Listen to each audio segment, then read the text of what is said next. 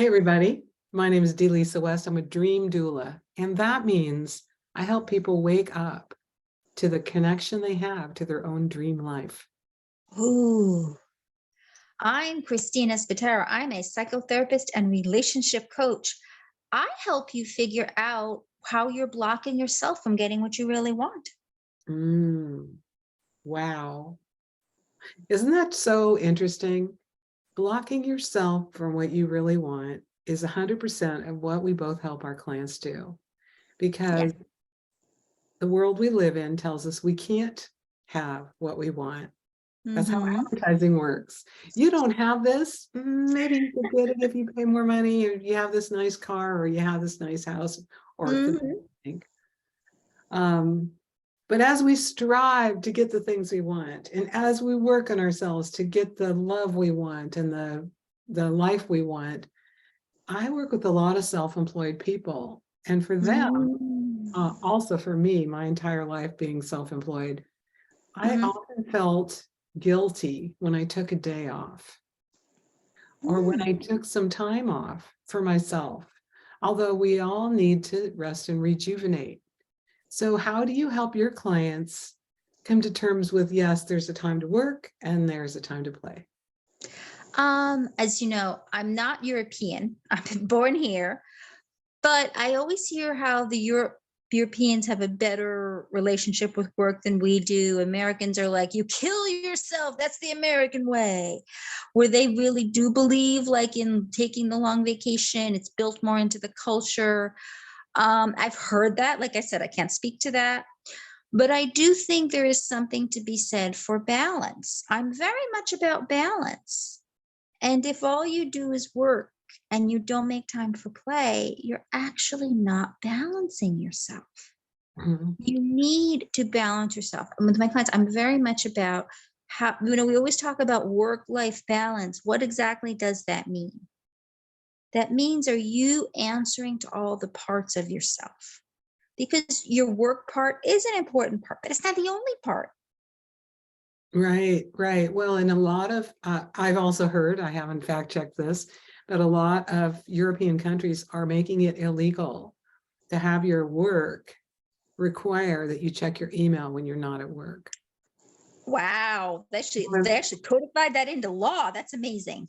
Imagine if you're not supposed to check your email when you get home, not Mm, supposed to check your email on the weekends. That's for the wow. work week. Um, and I think other countries are going to the 4-day work week rather than the 5-day 9 to 5 work week, which we've all been. I grew up thinking you should work 9 to 5 or longer. My dad was Mhm. self-employed. He didn't work on weekends though. He had a really good Mm, work-play balance. Weekends I like came, that. he wanted to go fishing or down to the beach or do something fun with his friends. He Mm, didn't. Well, when I was a kid, now I'm thinking about it. When I was a kid, he did go into the workshop one day on the weekend sometimes if he was doing a big job, because as long mm, as we could go help him. But we mhm. had to stay out of his home. Because he was a cabinet maker and all these machines would like chop our arms off and stuff. So we could play Yikes. with a pile of sawdust, but we weren't supposed to touch anything sharp. Mm. But mostly I remember weekends at the ocean, going out here and there, hanging out with his friends, having barbecues and fun get-togethers. And now when I help my people and they're like, oh, I got to work, I got to work, I got to work, I got to work. Well, when was the last time you took a vacation Mhm. or went anywhere on a trip, even for a weekend? Yes, yes. And And it's there's it's the idea in spiritual traditions of taking a Sabbath. yes, And that's all about a day off, a right? day of rest. It's the idea you work hard and you need the day of rest to rejuvenate, to replenish, to refresh your soul. Yes. I know a young guy here who's a kosher chef at Mhm. a summer camp. Hmm. And so I said, so what's the deal with the kosher kitchen? And he explained that They couldn't do this. They couldn't mix the cheese and the meat. Mhm. They couldn't have anything cooking or working after the Sabbath started at sunset on Friday night. So if he's Mm. creating a big meal for maybe 400 people, he has to be done cooking it to serve it the next day by the Sabbath. Wow. So I was like, so wait, does everything have to be cold? So apologies to the Jewish people listening to this, thinking I don't know what's going on. But imagine that the group you're in Mhm. admires the time off or the Sabbath so much that there are rules around it of things you can't Yes. do. And it includes toiling and cooking and heating things and chopping things and Mhm. not okay for an entire Right. 24 hours. Wow. Imagine if that. But notice how it's interesting because my late mother used to say, we should talk about some of those traditions. We were Christian, but she used to talk about the idea that it seems like a lot of their rules were health based, like Mm, about the food and about the cooking and the cleanliness. And again, this is mental health based, the right. idea that you've got to take care of yourself, that you need that time to have that time, that spiritual time. So, when did we stop thinking it was okay to take care of ourselves? When Oh, did we stop? good Mhm. question. Because that's the other part of working and not taking time off, isn't it? Right, right, Is that you're not caring for your body if you're not resting it. You're not caring for exactly, your mind if you're not resting it.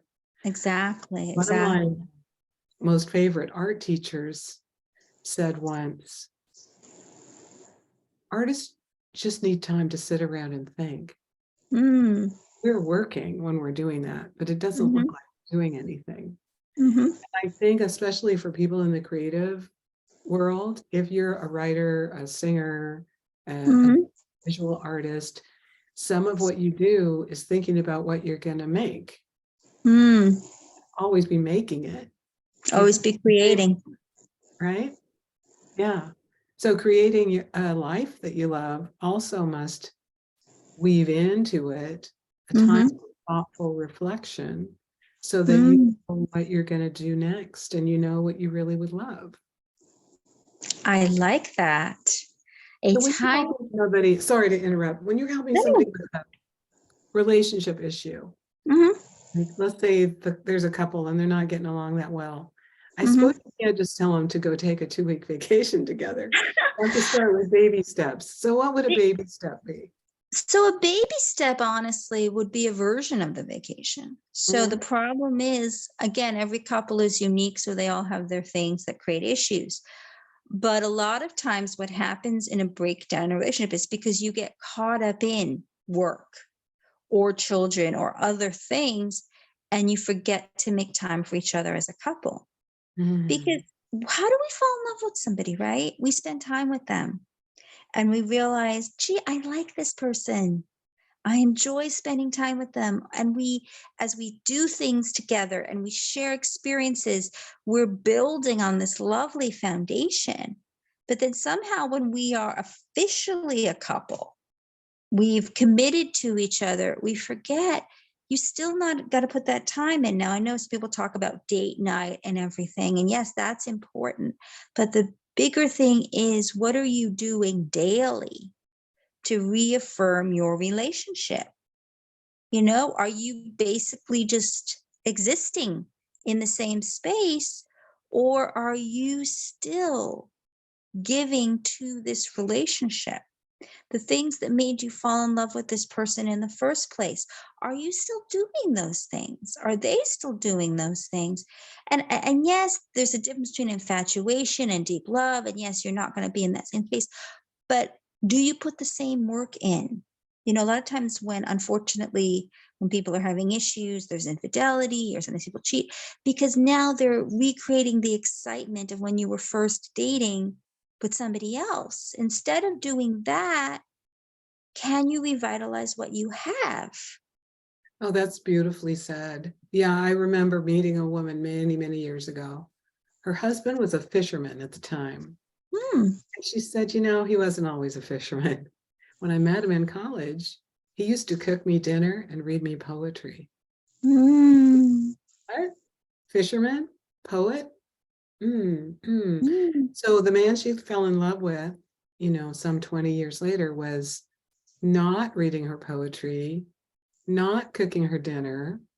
They weren't getting along as well as they had been. Right.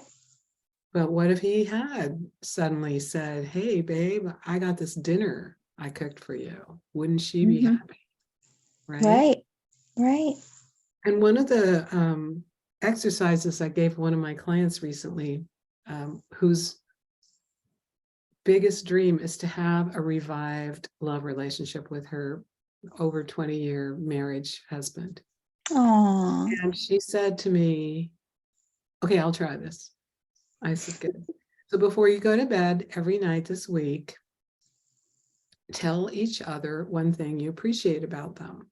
Mhm. Back and forth, like, I appreciate this about you. Mm. And so last time we chatted, I said, did you try it? She goes, yeah, we did it once. I said, how was it? She said, he asked me, are you doing some work or something? Yeah. But who doesn't want to know what someone appreciates about them? I mean, Yes, absolutely. exercise with a friend, Mm. not even a love relationship person, but just somebody like, what is it? In fact, next time I have lunch with someone, I'm going to tell them.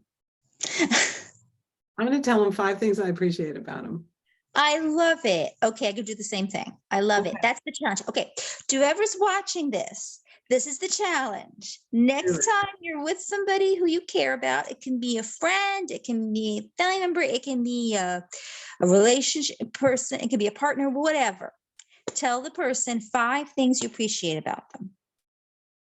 Appreciation therapy. I love it. Appreciation therapy. I love it. I love it. And if they want to respond in kind, that's fine. But you're not going to pressure them to do so. But the fact that you're opening up, they may want to. Yeah, right on. And then back to the topic of taking time off. I think we could use this same analogy for what you would like to do if you gave yourself time off. So Yes. what would you appreciate about a day at the beach? Or what Mhm. would you appreciate about a weekend at an Airbnb? Mhm. You appreciate about putting your phone in a closet and not even taking it with you on that walk. Yeah, I like it. So you can think of what you would appreciate. And then then maybe, even for the self-employed, even for Mhm. those that think they have so much work, they're never going to finish it, they could find something that they would love to do. And I guarantee if you're doing something you love to do, you're going to feel so happy and so inspired and so connected. It'll be like that artist saying, Yes. artists need some time to sit and think. Mhm. Not like I'm just sitting and staring off into space. I'm sitting and thinking, maybe just staring off into space, but then I'm like, oh, I know what painting I want to make next. Mhm. This thing. Or Yeah. I know the next thing I'm going to say to my beloved. Or you will get a brilliant idea while you're Mhm. turned down and not in the busy work mode. Mhm. Absolutely. I agree. Yeah. All right, people, do it. 5 things you appreciate. I like it. 5 things you appreciate and 5 things you'll appreciate not with the person in your life and if you take that time off. Right on. Yeah. That's your You know what? Let us know how it went. Come on, you know where to find us. Would love to hear some comments. Yeah. Let us know how it went. Okay, thanks for your time today, Christina. Appreciate And you. thank you. I appreciate you too. Thank you for your time and I will see you next Tuesday. All right, bye. Thanks. Bye.